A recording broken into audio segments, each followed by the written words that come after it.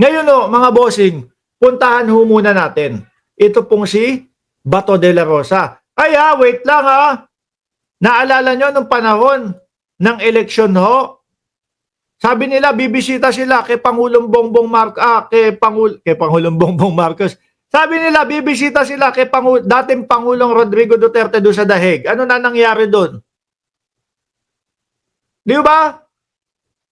Pupuntahan ko, bibisitahin ko. Nauto pala kayo mga DDS eh. Oh.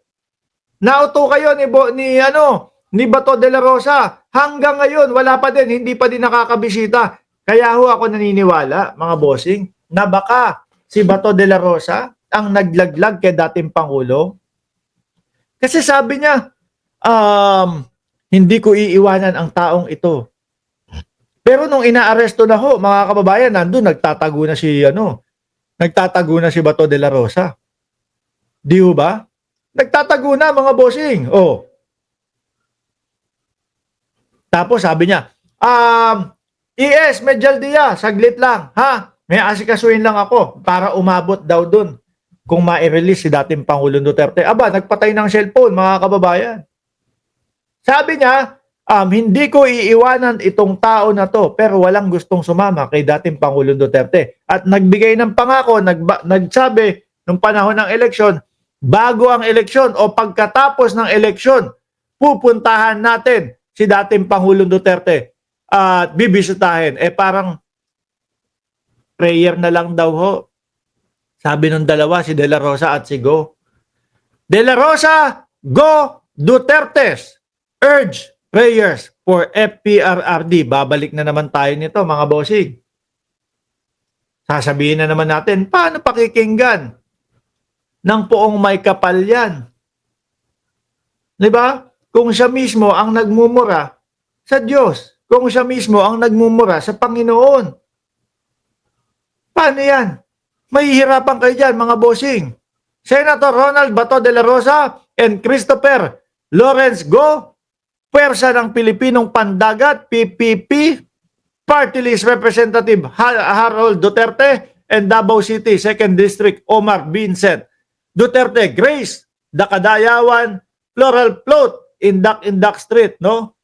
Dasal na lang daw po. Mahirap ito, mga kababayan. Sige. Tutulungan ko kayo. No? Kung paano mas mapapadali at kung paano posibleng mapakinggan, no? Kahit na alam nyo naman matalino naman po. Matalino siya ang may lalang sa atin eh. 'Di ba? Siya ang may lalang sa atin, matalino naman po 'yan. Kung talagang walang kasalanan ng dating Pangulong Duterte, tutulungan niya 'yan. Kahit na hindi siya kahit na minumura siya nito. Tutulungan ko kayong magdasal. No, para mas connect kayo doon. Uulitin ko na naman to. Tarpaulin. No? Doon sa magiging prayer rally, prayer meeting ninyo, yung nakaganon si Duterte, tapos biglang magbumura, biglang maninira. Yan yung prayer rally nila, mga kababayan. Tarpaulin, malaki.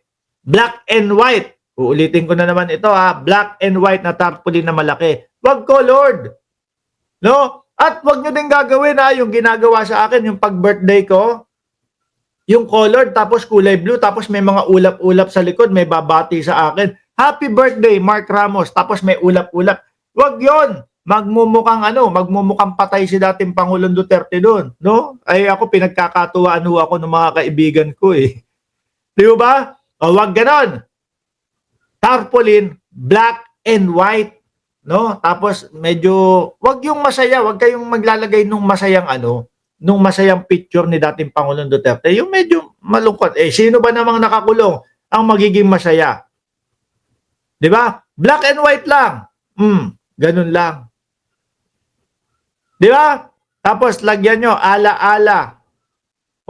Kumbaga para lagi nyong maaalala si dating Pangulong Duterte. Ala-ala ni Rodrigo Duterte.